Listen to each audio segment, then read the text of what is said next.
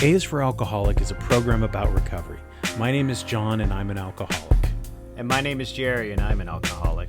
Join us as we go through the alphabet of alcoholism one letter at a time.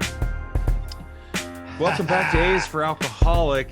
It is another exciting installment in the journey of two middle-aged men.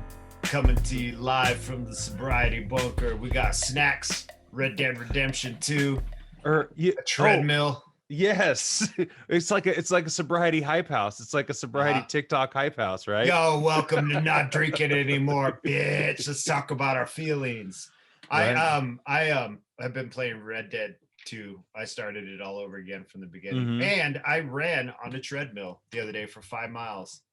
How'd that feel? Done that yet? Weird, really weird, very weird.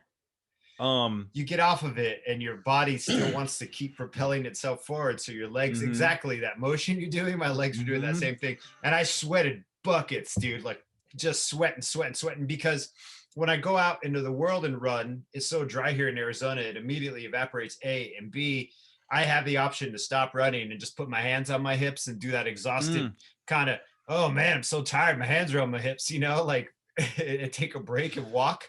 But here I have to go, because I ran it at 5 miles an hour because I had done the math in my head and I was like, all right, so that makes my pace about 11-minute miles. That's about my pace when I run.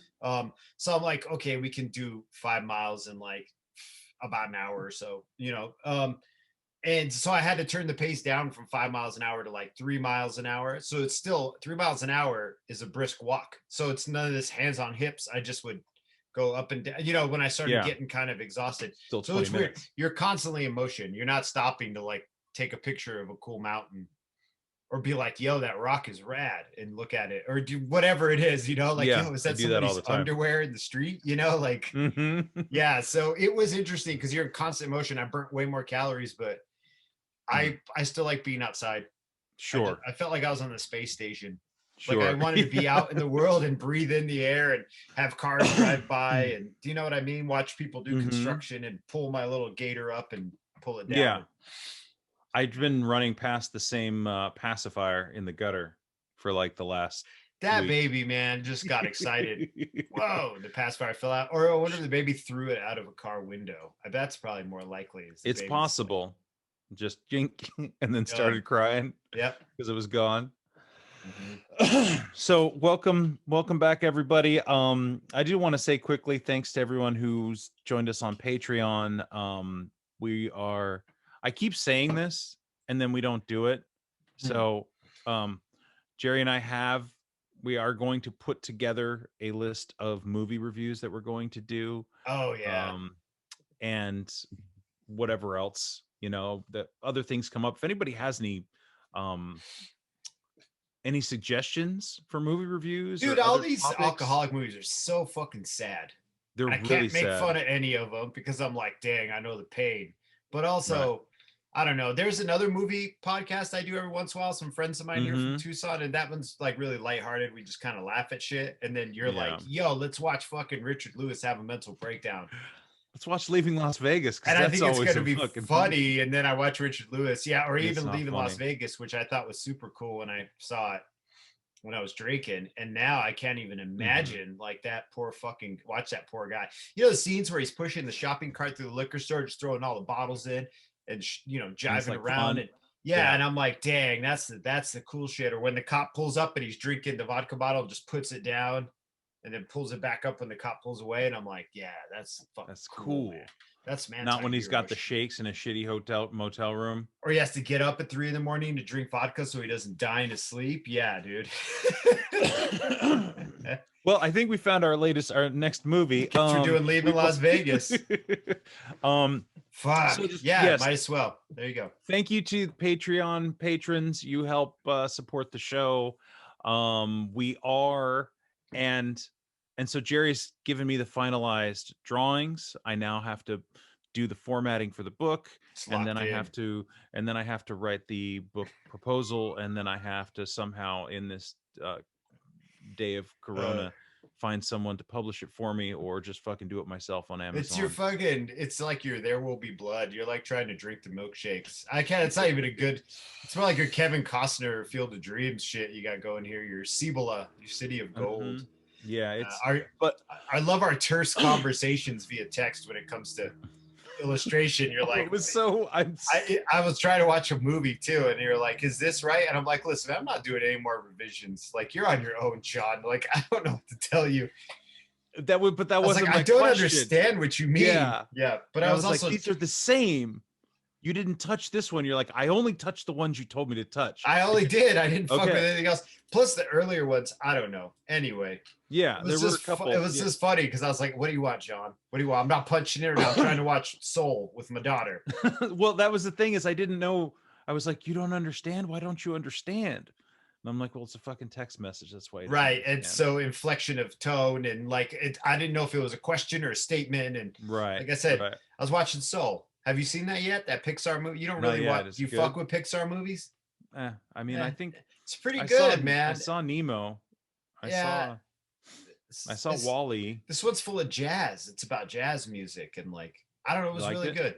Cool. I liked it. I mean, there were parts to it where I was like, okay, it's a kid's movie. You know, my daughter's gonna be 11, so she's not really hot on all the kid movies. But this one, she's like, yo, we should watch this.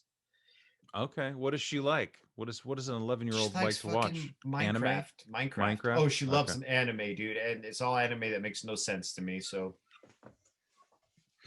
I thought it was cool. I'm not cool anymore, dude. No. She likes this anime about a ghost that lives in a bathroom, a school bathroom that's like, and it's called like Toilet Bound Hakonana or something. And I'm like, toilet bound? She's like, well, that's what they call the bathrooms in Japan. It's, you don't go to the bathroom, you go to the toilet. So it's this ghost that lives in a toilet that like grants wishes, but it's like a monkey's paw thing where you get the wish and something bad happens too. You know? Yeah, exactly. So I don't, she's all about that. Okay. No, dude. She's 11. She's like prepubescent. Shit's wild over here. And then my niece is in the next room over and she is 11.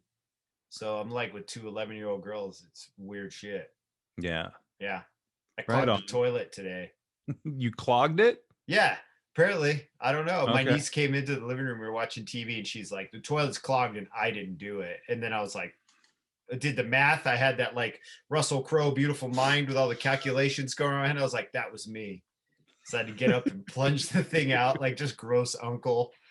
Just taking 45-year-old man dumps in there. I don't know what I do. I've been eating healthy, apparently, very healthy. That's good. That's fine. That's good. It's gonna happen, and it was probably mostly toilet paper anyway. It's not. Yeah, it was. It really was. Yeah, when we build this house and putting a bidet in that motherfucker, dude, I'm gonna blast off. These are the things to think about now, right? From the foundation up. What do you want? Well, the bidet I can get from Amazon. You just click it into the toilet line. But we've been perusing blueprints, and we just got, we're getting the loan finalized and everything, and it's a whole process. It's going to be interesting. It's going to be stressful and fun. Sure. Hopefully. But I mean, it'll be yours. Right. It'll be ours. Well, it'll be ours. Yeah. So I thought today, we could talk about, the letter is G, and I thought maybe we could do like G for GameStop. I don't know if you've read up on any of. I'm kidding, but we did E and F last week, right? It was we did E and F together. So G for GameStocks. We could do G for GameStop, stonks, and then we'll do H for hold the line. I is for investments, and J is for John needs a loan because he put all his money in podcast. We're just doing the switcheroo. We don't give a fuck if you drink anymore. We're all about money and politics. No, I do give a fuck if you drink. Don't drink. I do. I mean, unless you want to, but even if you don't need to. You know that well-worn road. We've been down it. Yeah. Because I've reached out to a few people on, Instagram and stuff, and I saw this guy who was reviewing non-alcoholic beverages. And there's a couple different people, and I asked him, I just reached out and said, hey, are you sober? Because I've realized that I've reached out to people in the past and been a little assumptive. Is that the word? I've done the same. And said like, oh, blah, blah, blah. And they're like, no, man, I drink. And I was like, oh, okay. because I saw you reference something. So I made sure to ask. And he said, no, I'm not sober, but I find this stuff interesting and I think it's important. And I was like, well, that's cool that this guy wants to review non-alcoholic wine and beer. You know, and there's another person who does like all these cocktail recipes for non-alcoholic spirits, which is just kind of flavored water or whatever. But that doesn't, for me personally, I don't find it, I wouldn't buy that or drink that stuff, right? Right. Like I don't want a non-alcoholic beer. I wouldn't make a non-alcoholic Negroni or lemon drop or anything. Right. But I mean, I imagine somebody does, and that was interesting to someone. I don't see it myself, but I find it, I'm glad that it's out there. I'm glad that it exists for people who may go, oh, well, I used to like to make cocktails at home and then I ruined my life.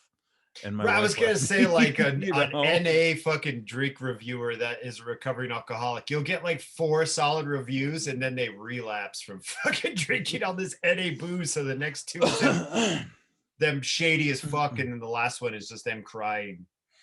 So yeah, so you know, it's like it's weird because it seems like to you and I, it's like seems like a slippery slope. Seems like a weird thing. It does. Why would you? And I derive no pleasure from it, like by the end. And the only pleasure I derived was the feeling, not the taste. So to me, I wasn't like, man, this drink is sublime. It has all these, maybe because yours is different, right? Because you work within the industry of selling someone the subtlety of something that tastes like shit. Honestly, it tastes fucking horrible, and you got to make up some lies and be like, oh, that bitter taste, that just has notes of citrus and all this other bullshit. And this is just my opinion, right? I don't, you know, I'm not trying to minimize it, but I am because I'm a dick, I guess. So to me, it was never about the subtleties and the complexities of it. It was just about like, how fucked up can this make me? The core of it is, no, that's bullshit. I would walk into a room and be like, how fucked up will this make me? My wife was drinking a coffee beer last night that she got from her real estate agency when she, you know, in Eugene, when we moved, they said, Merry Christmas, here's your gift basket. Bam, here's a bottle of porter to drink with these. They give us mincemeat pies. And it was like 9% alcohol per volume. It was like a 22. And I was like, that is fucking strong beer. You know, that's like Keystone Ice shit. Yep. You know, except it tastes like farts in an old casket, you know, like at least with Keystone Ice, you knew you were being poisoned, you know? So like none of that appealed to me. Dude, we were in my brother-in-law's room measuring. Yeah, dude. Well, we were in Megan was measuring the wall in there. He listens to this sometimes in his car too. So he's probably like, yo, get the fuck out of my room. Like he's just driving right out if he listens to this one. Because they're out cutting wood. And so we were measuring the room to line it up with our blueprints for the house. And she measured his walk-in closet. And so, you know, I haven't really looked in there. And I was like, holy shit, this is like a relapse dream for me. Like this is like, there is so much liquor in that closet, dude. And it's all bourbon, like 4 walls of like Pappy Van Winkle, fucking Rip Van Winkle. You know what I mean? Winkley Van Winkle, like all the high end shit, Blanton's with all the different horses on it. The Winklevoss twins. Yeah, all the Winkles, dude. And the Winking and all that. Henry Winkler, you know? And he sells a lot of that shit. Like he doesn't even crack the box. Like he'll go online and he's part of bourbon forums and they sell bottles back and forth. And I was just like, yeah. And my mom was like, oh no. And I was like, no, mom, like this holds no appeal to me. Like all of this comes with so much more extra added to it that it's, to me, I'm not like, I was like, granted, that one right there tastes good, but that's because it's fucking 90 proof. It doesn't taste, you know, to me, it didn't taste good because it tasted good. Yeah. It tasted good because it got me fucked up quicker. I think you are correct. It's about taking things that taste like shit and making them fancy. And we have all these I don't mean to minimize it because I know that you did it for years and our relationship is always like this. I'm a dick about things and you laugh at it. Basically. Yeah. That's we built a podcast empire, cornerstone of our relationship. Listeners. Yeah, exactly.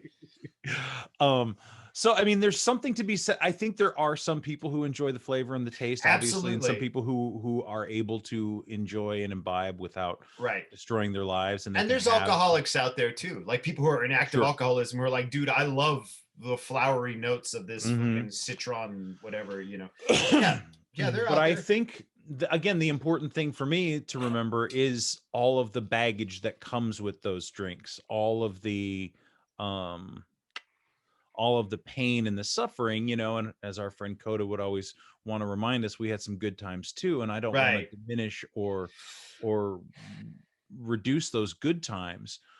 But at this point in my life and in the last couple of years of drinking, that's not what I want to remember. I don't want to go, I don't want to think back longingly to the good times that Rumpelmans brought me. Right. There were some fun times though. But it's not that we had, I think the way, and I don't want to speak for you, but for me, the way I look at it too, is not just the cost of it, like the suffering. The collateral of it, but also the fact that I couldn't control it. You know what I mean? So it wasn't that it's a lot of it were my actions while I was drinking, but it was the fact that I could not control the amount I drank. I just couldn't. I couldn't do it. I would try, dude. I would try my fucking hardest, and I just couldn't do it. And so that to me is they are like a Ouroboros, it's like always eating its own tail, like it's not that every time you're drunk you're an asshole. It's that every time you're drunk you're an asshole, and you're always drunk because you can't not be drunk. You know what I mean? I couldn't not do it. I just couldn't. We'd say moderation a lot. If we had a word cloud, it'd probably be like moderation, pain, sadness, running. But like that moderate, but I can't moderate in a lot of things. I'm sure you can relate too, because y'all I know we've been talking about your eating issues, but y'all love some fucking ice cream. You can't moderate with some frozen milk. So when you talk about moderation and what was the phrase you said right before that? You were talking about, I don't know, pain and suffering. And suffering, but just drinking, not being able to not drink. I couldn't do it. So when I think about that, when I hear that, I think I could not drink though. Here's the thing. I'm sorry, I don't mean to interrupt you. I just want to be really specific. When I didn't drink, when I put my mind to it, I wouldn't drink, but I couldn't stay not drinking. When I drank is when I couldn't not drink. Does that make sense? So I could go like a day or two and be like, I'm not drinking, I'm doing great. I'm not an alcoholic, dude. I could go a day or two. But the minute I had that first drink, I knew I was going to have another one. And then from there, so I just want to be clear about that. Well, it was just always on my end. It was always on my mind. So whether when I wasn't drinking, I was thinking about when I would drink a couple of days. Obsessing about it, When I would wake up hungover, and then so the desire and the need for alcohol as the only thing that was going to make me feel anything, especially feel better, was the only thing that was on my mind. So it was always on my mind, even in the absence of alcohol, or even in the pride that I got from the absence of alcohol for a couple of days. Right. Like, way to go, Johnny. It didn't fucking black out for 3 days, Hey, you haven't blacked out since Wednesday at the smoke shop. You're doing good.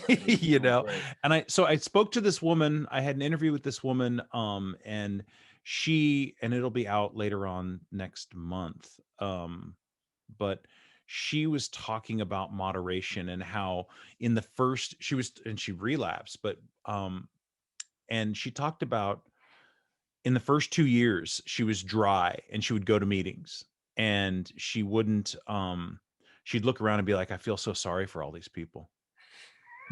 Like she didn't relate or connect or any of this, right? So she was sober. I still feel that way. Like, I feel sorry for all these people, man. They can't drink. You're really crushing that Subway sandwich there, buddy. In a tuna sandwich in a meeting, huh? Tuna sandwich. Remember Subway tuna? Speaking of which, that's a goddamn fire show, but yeah. But it was interesting. Then she talked about, when you talk about the idea of once I start drinking, I can't stop. And she talked about the relapse that she had, and hers included drug use. And she talks about the first, I want to make sure I get it right. She said, as soon as I lit the match, I knew I wasn't going to be able to put the fire out. Yeah. And that moment of like, I've already lit the match, the fire has already started, and I can't put it out. And I think she said something like she went on and for like 3 weeks straight before it finally came crashing down for real. And that's it in a nutshell, right? Yeah. So like, I'm dry, I'm fine, I don't need this, but I'm really working any sort of program to fill the void that's left. Right. So I'm just managing it right now. And that idea but of not just, yeah, I hear what you say. I'm not drinking and I fucking hate it. I hate every minute of it. I can control it, but it sucks. Well, that's no life either. No, you're just not doing the thing you really want to be doing, what your body's telling you want to be doing. What is the letter for today, by the way? Oh yeah, it is it's G. H. It's G. It's G. What was it for? HGTV. G. Good. I wanted to talk about like good time, Johnny. Yes. Yeah. Some of the good times. Some of the good times. Some of the gifts. Oh, the gifts that we got. The gifts of 2020. Okay. Let's do that. So that's kind of like the I've been wanting to talk about this, for the last few weeks and trying to fit it in, and I think that this is a good time, only because I think last week I went and nailed down every single miserable thing that happened to me last year. Did you? It was like, well, yeah, I you did. And I was like, this and right. this and this and this and this, and I gave this long list of things, but at the risk of sounding corny, I'm still here and I'm still not drinking. So it'd be like a gratitude list one, right?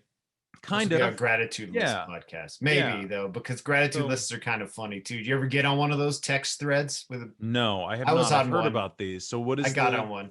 They're just everybody. You would have like 10 people in the thread, and every day your phone would go off for 30 minutes while everybody listed all the things they're grateful for. And I liked it. It was an early recovery. I really liked it. I kind of lost touch with it, but it was just like, yo, I'm glad I woke up this morning and the cancer's gone. Like heavy shit, And I'd be like, damn, I'm just fucking, glad I slept last night, or I'm glad that, I could spend time with my daughter and not be hungover, or, those things that you're kind of grateful for. And just, I mean, even outside of recovery, there can be other things too. Like, hey, what are the gifts of 2020? What am I grateful for from that last year? Well, I don't know. I would say, I guess you can start because, I'll start. So I think from all of the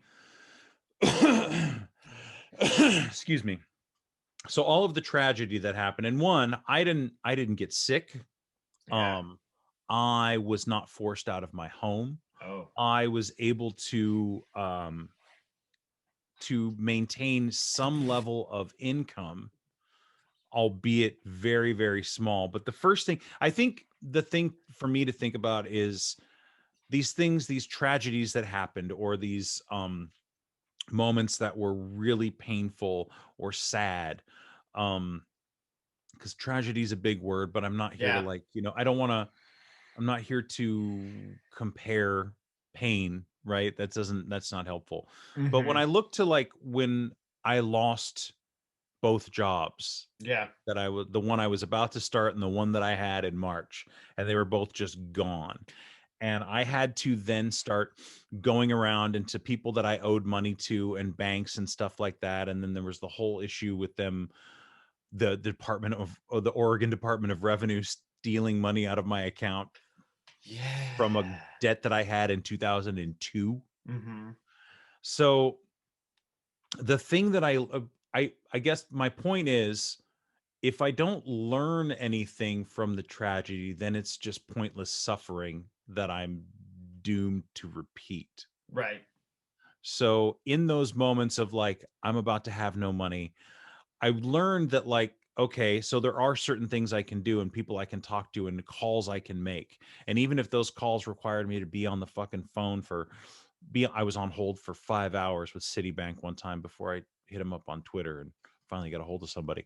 But wandering around the house and just doing my daily chores for 5 hours while listening to the Citibank hold music, which is insanity. I remember you telling me about that. Yeah, I remember talking about this. So that's one thing that I think I've realized is, okay, so there are things that I can do. I can take care of myself financially. It's not always going to be easy, and it's going to require this annoying, tedious, obnoxious calling of creditors or whatever, whoever the person is, you know, bills, and saying, hey, I can't do this and I can't do that, I can do this. And so realizing that I can go a month without work, and that was okay. I can go 2 and 3 months. I can now navigate the unemployment office a little bit better, right? Right. Maybe that's not an amazing skill to have, but it definitely was something that was necessary in the moment. Right. So Yeah. I feel I feel like that was a positive thing, that now when it happened a second time, I wasn't concerned. Like getting laid off right before Christmas seems like it's like a fucking Simpsons episode, right? That was the first Simpsons episode. It was, right. That's where Santos El Helper came from, dude. Yeah, Santos El Helper. So when it happened again right before Christmas, I was like, oh, okay, well, I've learned my lesson, because every single dollar, or almost every single dollar I made during the summer and the fall, I tucked away as much as I could. And then when it came down to it, I was like, oh, okay, so I've got a little bit of an extra cushion. And so that was one thing that I think that I have learned to take on with me further, was that I can take care of myself. And maybe I knew that before, but maybe not in the same. I haven't had to deal with catastrophe, pandemic. No, none of us have, right? Being laid off. I was like, I thought that I worked in a I thought that we always, you know, it was kind of a joke, but it's like recession free restaurants and bars, man. I'll always have a job. I'll always be able to bartend or wait tables. Like that's never going away. And then who the fuck knew of all the things? I've been saying it for years, and it's like, boom, it was gone. All you needed was one good fucking hot old pandemic to come in and be like, well, Johnny, you ever tried telemarketing? Basically, one of the first things I was like, maybe I can take surveys online, and then I realized they're only going to pay me $0.25 per survey, and I was like, right. So you're insane. Like, huh? I can this do is like fucking insane. 4,000 surveys. Yeah, exactly. If you do 1,000, you get $250 or something. My math is fucked. I don't know what that is. Yeah, that is. I think that's right. But this is not the math podcast.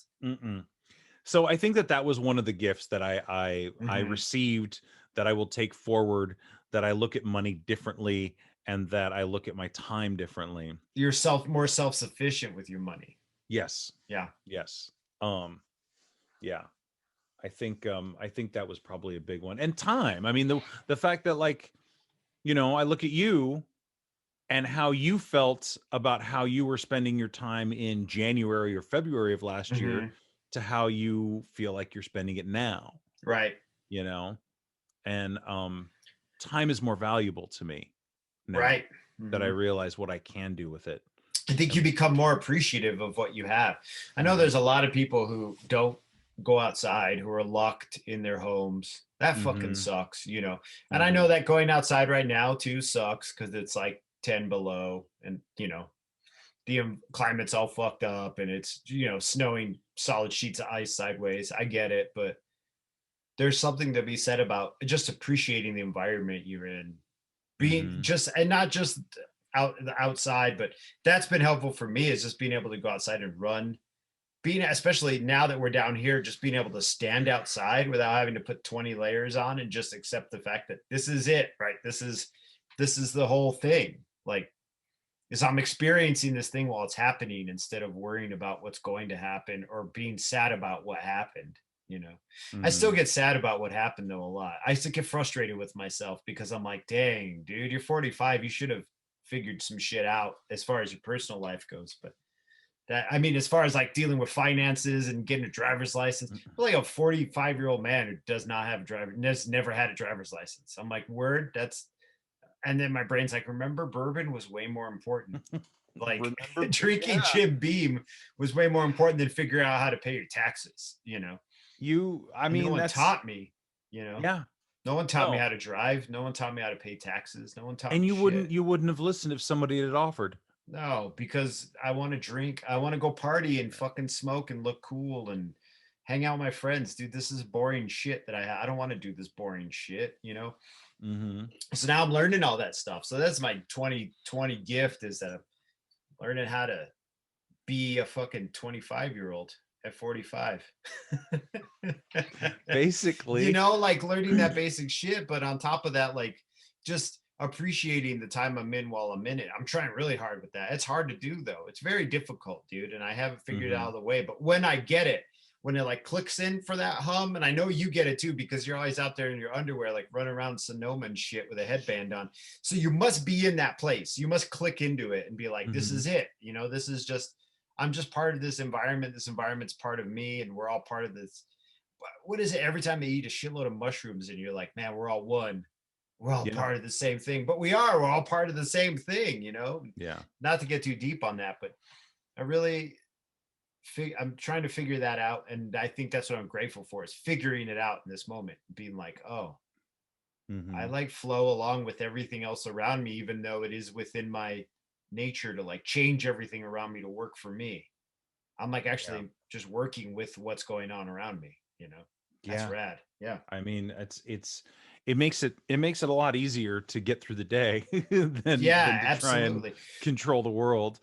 You know, what we talk about with meditation and shit, right? Is acceptance and like just being, instead of being like iceberg that cuts the swath, being like the little fucking leaf on the stream, so to speak. You know, take that from Serenity or whatever, Firefly. Float on. What was that show?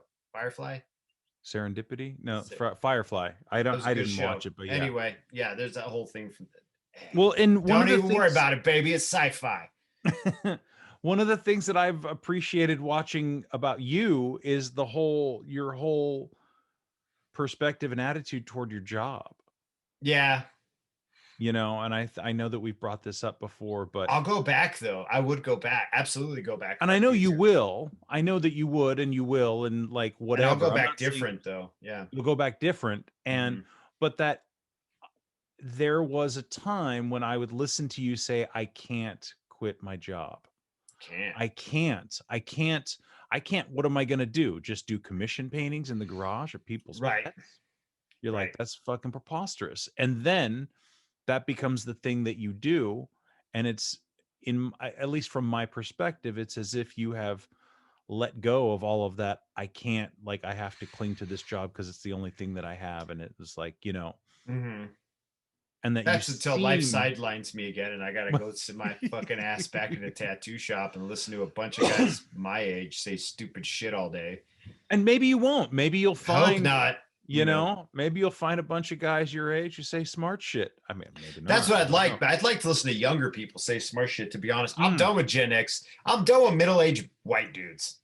Y'all can shut up.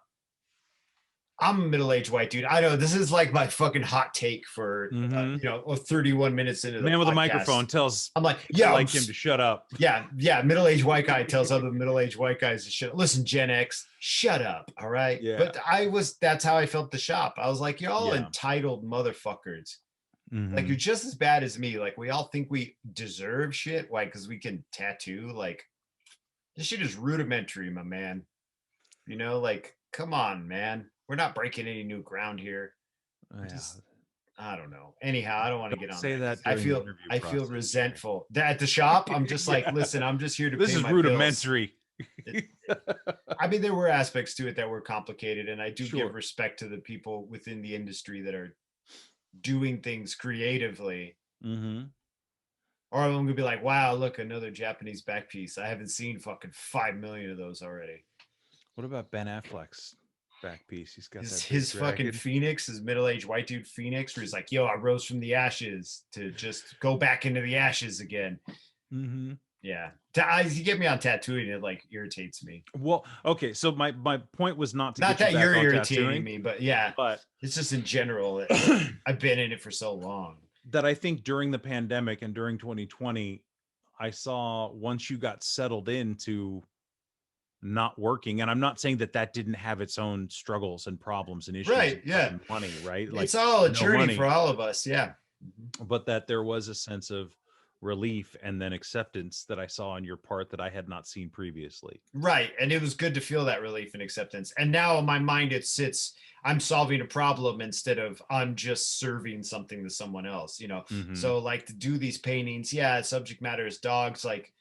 it is what it is. I love dogs. They're hilarious. I don't really like my dog very much, but I love all dogs. Even my dog, I love him. But you know, we have a very fucking weird relationship. But when I look, I don't know, man. There's just a thing there. There's a piece in it where I'm like, I'm going to solve a problem today. Mm-hmm. Yeah, I'm not going to sit down and draw the same thing I've been drawing forever and listen to a bunch of blowhards be fucking anti-vax and anti-virus and all that fake shit. Like, I'm going to actually sit with myself and listen to an audiobook and solve a problem. I've listened to Social Distortion enough in yeah, my life. Dude, I listened to fucking NWA, you know, like, yeah, with the fucking NWA. You know, I think too, when I hear that and when I think about it too, and when I there's a certain level of growth that happens in sobriety.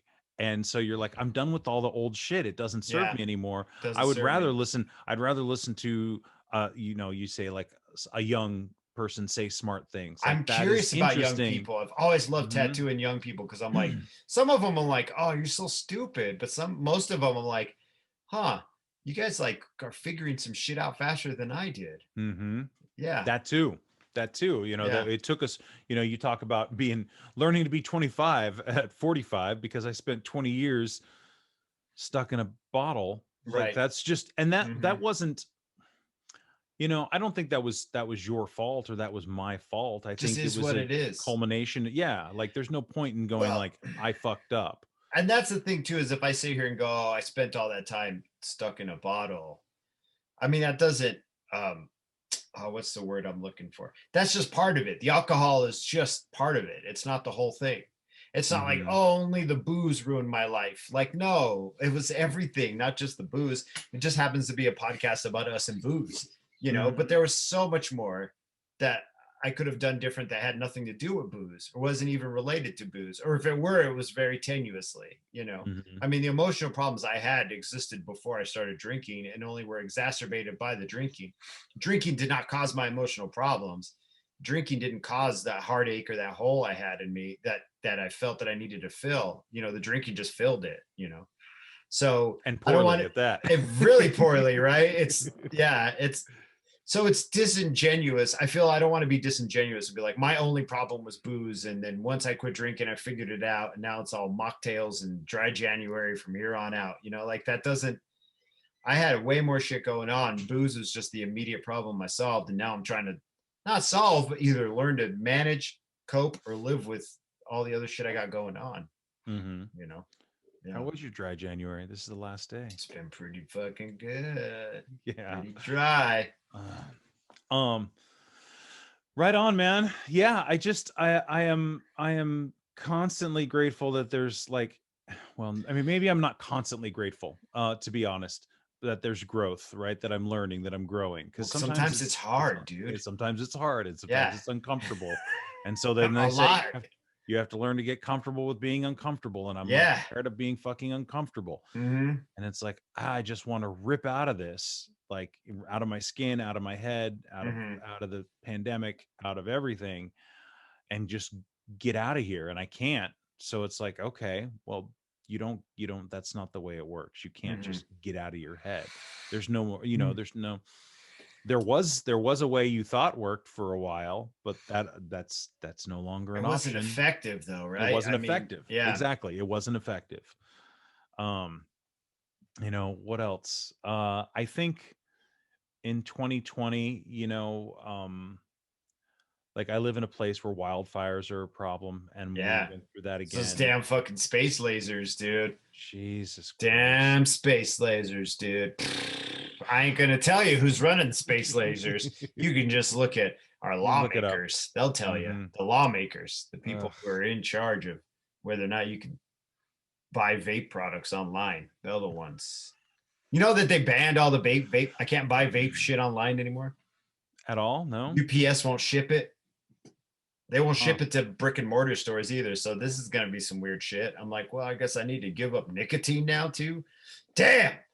Well, what if there's a program in place that I could use? The 12 steps of nicotine. Oh, dude.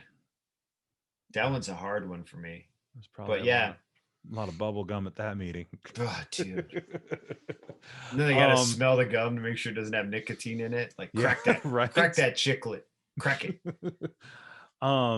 So I think that too, I mean, I'm grateful that like I'm able to stay living where I'm living. Yeah, dude. I know that it wasn't the same for you. And I wanted to ask you about that as well. Like mine was by choice though. First of all, I didn't get evicted or anything. Right, right. No. We could have stayed in Eugene for a while. I mean, Megan just got an email yesterday from the school district she worked for. They're like, hey, we need you to set up your appointment for your vaccination. She's like, well, that ain't happening. Right. Yeah, we're stuck in Arizona now where they don't think it exists. But anyway, what were you going to ask me about moving though? Well, just, hard. I mean, it was hard. I mean, do you feel you were able to do it? Yeah. I was very lucky. I had a lot of resources with my family and stuff. It's, you know, financially, we were lucky that we saved up every stimulus, everything that came in, we saved up, we put aside. My wife sold some houses. We put that aside. You know, we just lived on the bare minimum just to save up, just to get a storage space and a U-Haul to get here. And I'm lucky enough that my parents have enough room here for us to stay, you know, and an area for us to build on, you know. I'm very fortunate in those ways, you know, and I'm really fortunate in that coming down here, they're not getting any younger, man, you know. Yeah. And I know my dad will be listening to this later being like, what do you mean I'm not getting any younger? Spry as fuck, you know, and they're still pretty spry. They're not old, you know, but COVID took a toll on them. COVID takes a toll on everybody it hits, dude. It really does physically. And so it has affected them. And I'm just glad I get to be here with them. And my daughter gets to sit down with my dad and like talk. That it means a lot to me, you know, because I didn't have cool grandfathers, dude. I had shitty grandfathers, dude. I didn't have that experience. So Olive gets this experience, this like grandfather who's cool and curious and wants to know things and is warm and isn't just trying to bully her or be drunk, you know? And it's, I don't know. It's just this whole thing with all of being able to be around extended family has been really important because all my siblings' kids have, you know, and I don't know. I just, that means a lot to me still. You know, I hear you say you're fortunate and I understand what privileged, what you say. Like Kim Kardashian. Oh man. On my privileged island. I think so, but fortune, the fortune that you've been able to move and do all this stuff, you helped process and develop some of that through sobriety and recovery. Absolutely. Because had you never stopped drinking, none of these things would have been an option. You would have been probably stuck in some fucking studio apartment. Well, Megan would have left my ass already. Well, that's what I'm saying. Yeah, I'd be like tattooing in Springfield, probably just drunk and sad. I was able to utilize the advantages I had because of I think a lot of it is due to my recovery and being able to be as emotionally well adjusted as I can be. I think as I'm capable of being. But yeah, no, I have a lot of advantage. So when I say fortunate, I just mean I had a lot of advantages that other people, I want to recognize that I have advantages in front of me that other people did not. They may have advantages in other ways though. And they may not, you know, some people may be incredibly disadvantaged. The ability to be able to utilize those advantages is, I can use that a lot more efficiently now than I could. You know, my point is just that you contributed to that fortune. Yeah. That it wasn't something that just it was around you and that, you know, because you're awesome. Yes. Yeah, I'm fucking killing it over here, dude. So I think, yeah, man. I mean, and this, I once wrote this. I wrote this on, I think I wrote it on Facebook because it kind of seemed funny because they give you those little backgrounds that you can kind of pick or whatever. And so you can crying emojis. You write some anti-Semitic shit. Yeah. Fucking Facebook. They need to close Facebook. Fuck Facebook. Anyway, go ahead. Anyhow, I just remember like whatever it was. And the thought was 2020 has been a liminal year. And I don't know if you're familiar with like liminal spaces. And there's this whole I watched a video on it the other night. It's fascinating. I really did on YouTube. Yeah. There's this whole other subculture, and basically a liminal space is just a space that is often overlooked as it's between two different places, like a hallway. Well, there's space in transition. A space in transition. Thank you. And so I feel like there was a lot of this transition, but I've never had to like live in a hallway before. You know what I mean? I've never had to kind of be and grow and develop and be aware and cognizant. Well, metaphorically you have, but I know what you mean. Physically you haven't. Go ahead. So physically, there's been all of this weird changes. And, you know, I was thinking about this last night. I was falling asleep is when all this shit hit, and it was like, oh, okay. So I'm just going to sit in my room and we're going to watch Tiger King and we're going to laugh for a little bit. And then 3 weeks. And now a month later, I think about the stress I had from not wanting to run around the neighborhood because I was scared of spreading something or catching something, like even just around here. And so my fitness dropped off. But it didn't really, because now I'm looking back at pictures of myself and I haven't like fallen off. My body has fluctuated, right? And I was never as skinny as I thought I was in May or June. And I'm not as fat as I think I am. So that's my own fucked up body dysmorphia. Well, your dysmorphia is that you're not recording any of the shit and you're not using a scale. So you're just eyeballing everything. You're like licking your thumb and going, and I'm like, it's not to dress you down, but I'm saying, like, if you had a scale and you said, I weighed 147 or 170 this day, and I weighed 175 this day, and then I weighed 173 this day, and you keep going through it, you look at your trend and you go, okay, on average, I'm about 172. I fluctuate from sodium, water, poop. Got a lot of poop in my guts today, you know, but I only know this, and I'm only saying this because I broke my scale 2 weeks ago. So now I'm like in the fucking dark. I've been weighing myself in the garage on their scale with all my clothes on. So I get, you know, a 5 to 7 pound variation because I don't want to take my clothes off at the garage, you know. Like, can you imagine my brother-in-law walking in and you're just naked in the garage? And I'm like, hey, this thing's not calibrated correctly. Because it's a glass scale and I slid it down the wall and it fucking exploded. And I was like, son of a bitch, that was my lucky scale. Anyway, that being said, yeah, it's never as bad. It's so weird when you're drinking, it's never as good as you think it is from the outside. And when you're not drinking, it's never as bad as it is you think it is from the outside. Because when you're loaded, you look at yourself and you go, I'm a cool fucking cat. Look at my cool leather jacket and my cool hairstyle and my cool shoes. And I'm being ironic with these pants and everyone thinks I'm funny. But then everybody else is just like, you look fucking weird and you're being an asshole. Do you know what I mean? It flips around to when you're sober and you're like, I'm not doing this right. I'm going to fuck this up. I don't want to relapse. I'm so scared and fucking my life up. And other people looking at you going, man, John's doing really good. You know what I mean? Like, and people have said this to me and I don't mirror. And I don't, for whatever reason, I have difficulty taking it in. And so somebody said it the other day and they're like, man, something about you look really great and this, that, and the other. And I'm like, no. And I'm like, well, wait a second. Yeah, I'm all right, I guess. You know. Right. So, I mean, I think that's something that I am slowly starting to unravel this sort of perception of myself. A little bit, not a lot, but like a little bit, that it's like, oh, okay, this is actually pretty good. And this is actually just normal. Like, this is not I'm being hypercritical and I don't need to be. Yeah. Well, it's like the reversed image, right? Like, it's like when you look in a mirror and you're just flipped around, you know. I think really that's the way I look at my own perception of myself. I'm just, my own mind's eye just flips it and makes it really weirder than it really is, you know?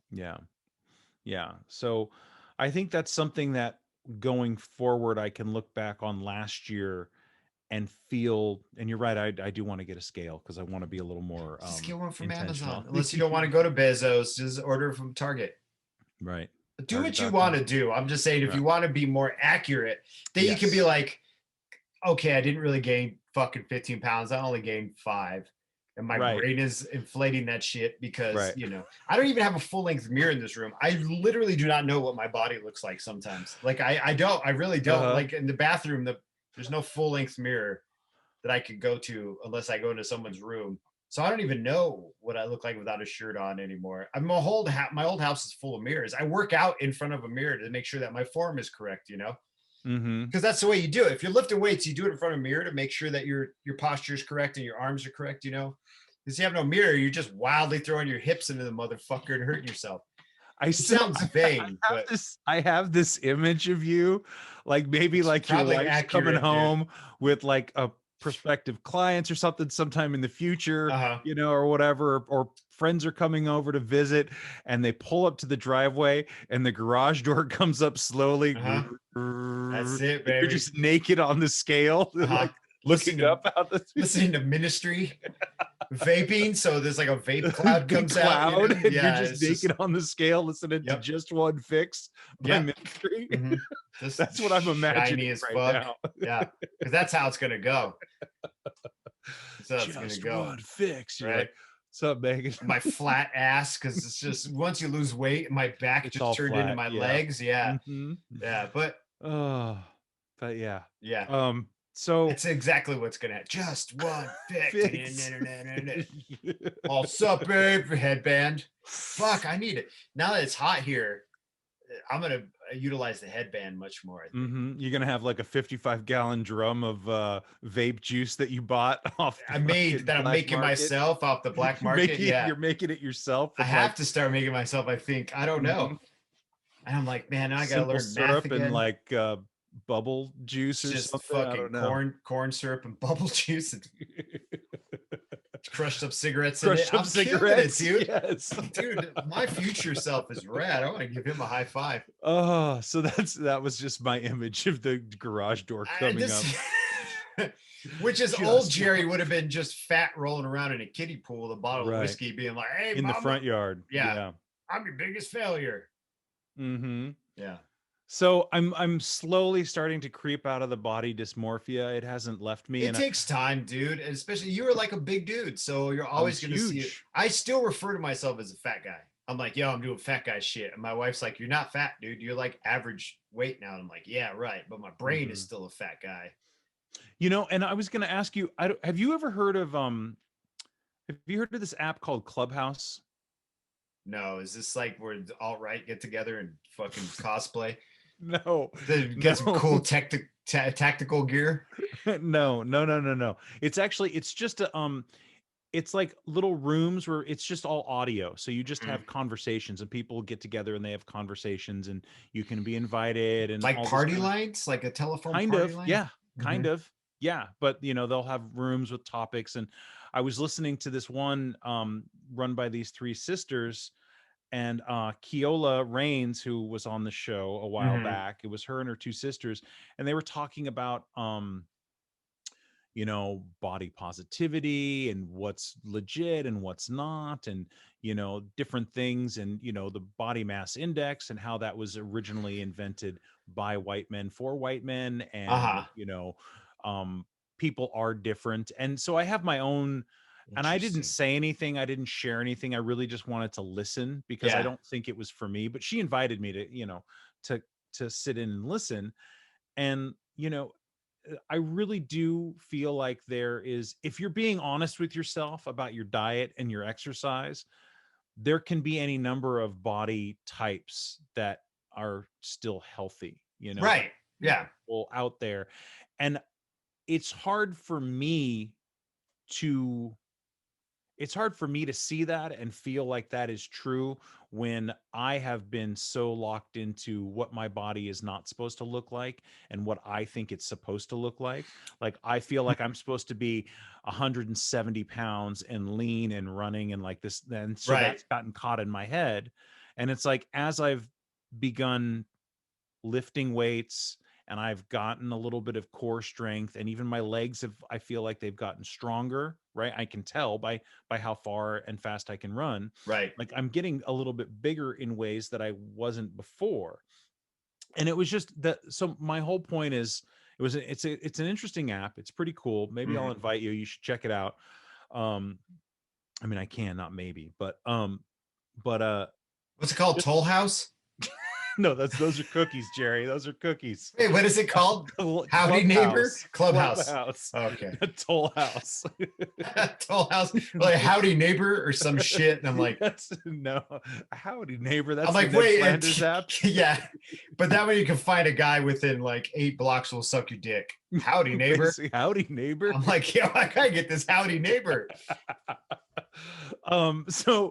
So it was just interesting to hear other people's perspectives, right? And the whole I thing, did not know that the BMI is that I gotta look this up now. That it was well, I mean, this is that it was standardized by, for white people. I didn't know this about the IQ tests as well, that they were racially motivated. That was the word. And then I listened to a Radio Lab about it, and they're talking about how IQ tests when they were made were. I mean, I'm getting off the path here, but I didn't know that the BMI was had a racial bias to it, I guess, and a gender bias to it. So why not though, right? White people do crazy shit all the time. White men have been doing crazy shit forever. Crazy shit. Mayonnaise is good though.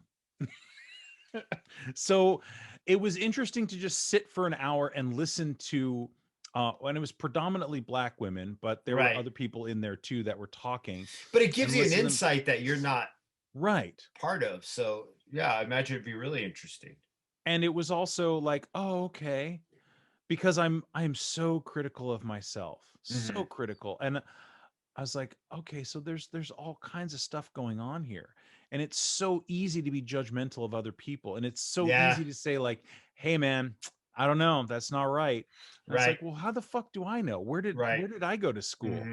What did I study? Nothing. Nowhere. No, exactly. Yeah. It's really easy to be comparative with other people too. I do it all the time. Compare myself to another person and be like, why am I not living up to this other person's standard? Because I'm not that person. I'm just me, man. Yeah. So it was like, that's part of the body dysmorphia. I'm kind of unraveling that a little bit. I think has definitely been a gift. And I'm glad you got it unknotted. You should unknot it and start unraveling it. It'll help you out. I've learned it. I've actually learned it. This is fuck it. I'm so like trying to be so aloof and disconnected from my generation, but like I've learned to really like myself and my body. I'm like, you're all right, dude. Where I used to not. And now I'm like, you look good. You look good. Every once in a while, my wife will be like, you look great. And I'm like, no, I'm a fat piece of shit, gained like 3 pounds, whatever. And that's just me fishing for compliments. I'm like, I should just look at her and be like, yeah, just keep telling me I look good. I like that. That's nice. Yeah, I haven't seen any. I haven't seen you post any shirtless thirst traps on your Instagram stories. No more thirst lately. Traps. I'm in the desert. I gotta save all that thirst for me, dude. I get dehydrated too easily.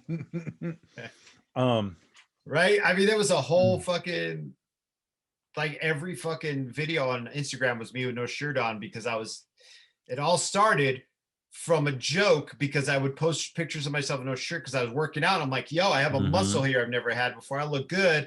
And one of the guys I worked with was like, put a fucking shirt on. None of us want to see that shit. Pull your pants up. So it was out of spite. It was. That first day with no shirt on, it was out of spite. I was like, fuck you. Now you're going to, unless you mute me, you're going to have to watch a video of me every day with no shirt on. And then after a while, I was like, man, it's cold in here though.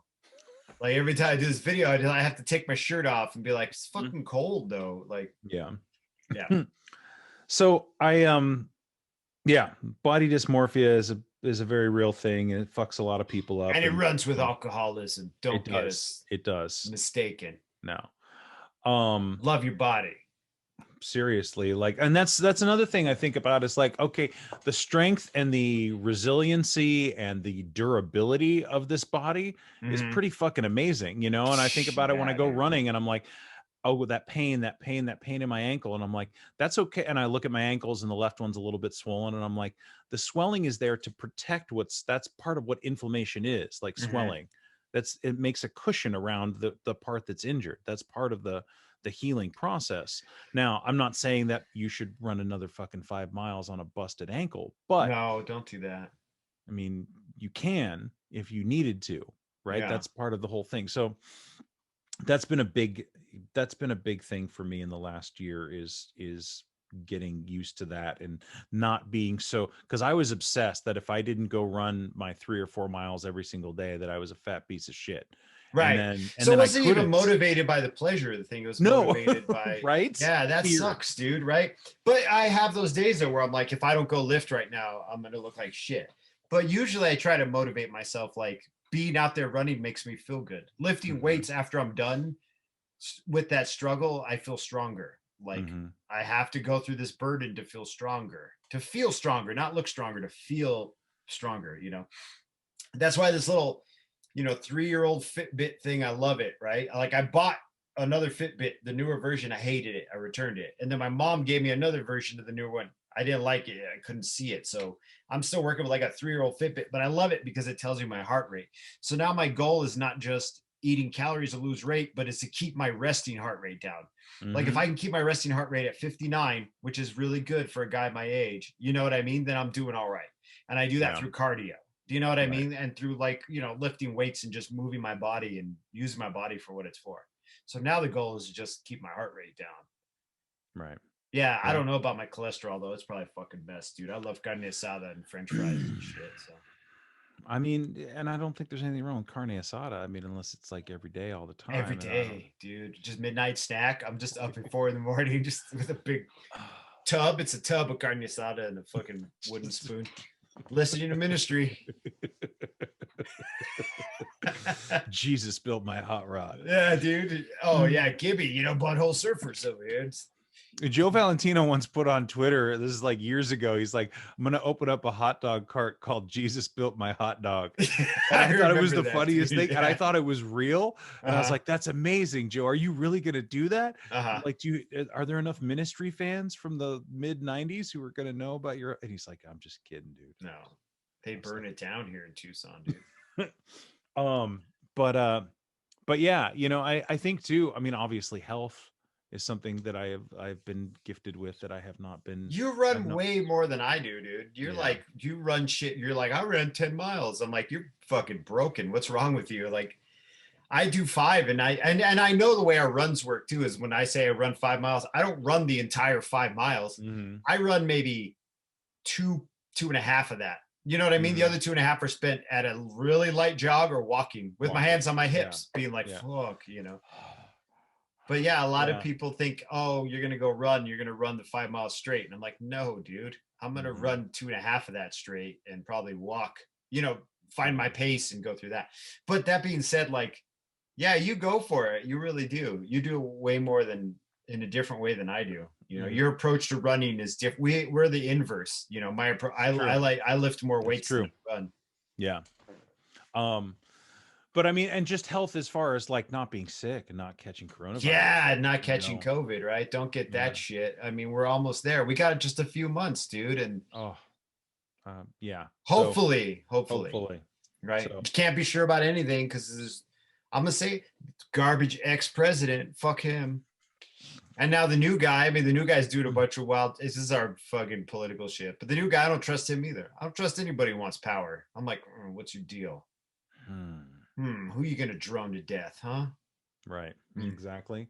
Just give me my vaccine already. Let's just get this over with. Trust you. In my vaccine. Yeah. Give me my $1,400 in my vaccine. You said it was going to be $2,000. Where's my $2,000? Joe? Fucking with me. I got illegal black market vape shit to buy. Right. Black market vape shit. Got to get that VPN too. Gotta get that VPN, dude. Well, because if you're going to buy well, I mean, I'm just, I've been looking into the Bitcoin thing with all the GameStop, lately and just seeing what's what. Yeah, you should really do that. I don't know. It's fascinating to me. It's fascinating. I don't know it. I don't understand it. Right. I'm not ready to put my stimulus check into Dogecoin or Ethereum or garlic coin or onion coin or what do they call it?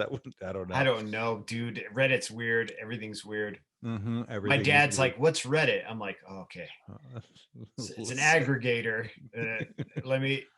What are you into? What are you into, old man? What are you Produce? Into, Dad? Yeah. He said, "What can I find a Reddit for fly fishing?" I'm like, "Yeah, dude." You can find probably 3 or 4. A bunch of motherfuckers on it too. Your age. So I think, obviously neither of us drank in 2020. Yeah, I didn't. Not booze. Not booze. A lot of Diet Cokes. Yeah. But I mean, I just, I think it's important. It's important for me to reflect on it, especially in these painful times and like when the shit is bad and when I look back on these things and that, I don't know what you want to call it. I broke up with my girlfriend. She broke up with me. We transitioned out of our It's a relationship. dissolution of a romantic entanglement. Exactly. So, but what could I learn from that was like, or the fact that I can learn something from these things is what makes them important and what makes them valuable and what makes them not just bad things that happen to me, because that kind of thinking is what got me in trouble in the first place. The world's fucked. It's after me. I might as well drink it. Oh, look at all this bad stuff. Nothing good will come of it, which is not true. But if the relationship had gone on for another 5 years and it had been miserable, or, we had been lying to each other, like how awful would that be in 2025? Right. Do you know what I'm saying? And then that's a deeper entanglement. That's like a lot of knots to untie. That's like some quantum entanglement. Right. But she's cool though. I mean, not to get deep into your shit. She was cool enough to be like, yo, we need to figure this out. She was emotionally and mentally well adjusted. Yes. Which is you both were. Yeah. And that was not my history of my life, with the exception of my wife now. Right. I dated a lot of ladies who were like, I'm just as bad as you are. And I'm like, yes, we are both bad together. Right. Let's be bad. Let's be bad. But that's my biggest takeaway is like, okay, life is going to suck sometimes. And then life is going to be great sometimes. So the impermanence of those feelings is the only thing that I should hang on to. The impermanence is the only consistent thing. Damn. So, right. Damn. So when it's bad, it's not going to be bad forever. So I can relax and write it out. And when it's good, it's not going to be good forever. So I should really, really enjoy it. Yeah. And I don't know if I told you this, but did I tell you last week? I was talking to my mom and she was feeling a little down about things and just kind of, just a general malaise about the world. And she said something to the effect of like, we were talking about going for a walk or something like that. And she said something like, yeah, but I just don't see the point in it. And I was like, Mom, and her whole thing was, and I don't know if she listens to this or not, but her whole thing was, I don't have that much time left on this earth. So what's the point? Right. And I said, Mom, I think even more now, because you have less time. If you only have 20 years left, what if you only had 20 minutes or 20 days? You should go and enjoy all of those to the fullest that you can, more so than somebody who is 40 or 20, right? Because they have more time supposedly, but we don't really fucking know. Juice from that shit. You know what I'm saying? Yeah, absolutely. But also we're guys in our 40s. But you have a really good point though. You have a really good point. You got to. So what's the point? Yeah. Lick the fucking plate. Lick the plate. Mm-hmm. Maybe that should be our shit. That should be our A's for alcoholic. Lick the plate. No, that sounds gross. Yeah. That sounds kind of horny. I don't want a t-shirt. We're not a horny podcast. That's my other podcast. That's my howdy neighbor. Howdy neighbor, lick the plate. So yeah, I think that's something to keep in mind, is that it's easy. It's especially easy now, right? Yes. What's the fucking point? Yeah, because nothing matters, and we're all stuck inside, or I can't go do this, or I do it all the time. We both do it. We do it. So maybe don't do that. Lick that plate. Lick the plate. Is that Anthony? What's his name? Bourdain. He was a good guy. Rest in peace, homie. Yeah. No, it was the whole plate. Anthony Kiedis. It's burn this whole place to the ground, Pookie. Anthony. Not Anthony Edwards. That's from ER. No, I can't remember his name now. Listen, this podcast is gonna be two old guys trying to figure some shit out. He was the guy from Blackish. He's a great fucking actor. Yeah. So, but he talks about it in Transformers. They're like in the movie Transformers. And he says something about, you got to eat the whole plate or something. I want to eat the whole plate, but that's true. So, I mean, that would Anthony Anderson. Anthony Anderson. Thank you, iPhone. Anthony Anderson, you're a great actor. But he talks about the whole plate. Funny too. So lick the plate. and really, like, if I can't go to TJ Maxx today because there's a pandemic, then go find something else to do and fucking you'll find live your it up. bundle of sticks in nature. You don't need to buy a bundle of sticks in a jar at TJ Maxx. You'll find it in nature. So I have no idea what 2021 has, but I mean, and so there's no reason to not be ready. Yeah. I guess that's not, what am I trying to say? I don't know. I'm as ready as I will ever be. So. Sounds good. Do you hear birds? No. Oh, maybe it's outside my window. It's probably outside. Yeah, I don't think we're collectively hearing birds on our headphones together. No, I think that's outside my window. Yeah, that must be, because it's not coming on my end. Well, I hope everyone out there has a good week, and I hope you find something that makes you feel good. And yeah, absolutely. You know, like, the shit is bad sometimes, but it's not forever. So right. Yo, and look out for my new app, Howdy Neighbor. There you go. Find someone within a few blocks to kiss you on the privates. If you're inclined to that kind of thing. We'll see. My people talk to all your people. Howdy Neighbor. All right. I'll talk to you later, Jerry. Later. Bye. Bye. What file do I send you? Thanks again for listening. Our music, as always, is by Neglect. You can find more of his stuff at neglect.bandcamp.com.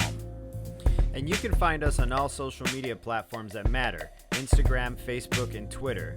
And you can reach us at aisforalcoholic@gmail.com. Talk to you later. Yeah.